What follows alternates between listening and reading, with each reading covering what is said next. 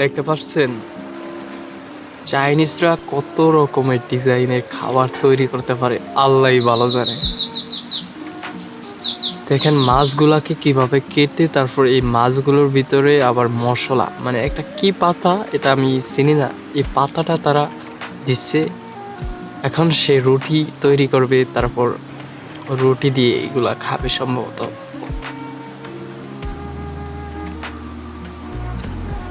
Wow, এত idea ওরা কই পায় আল্লাহই ভালো জানে।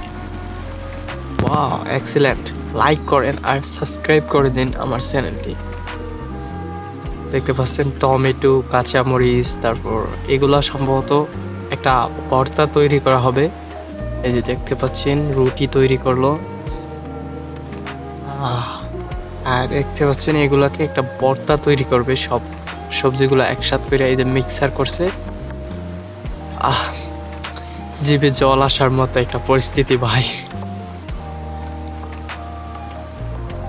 ওয়া, এত আইডিয়া কই পায় ওরা ভাই।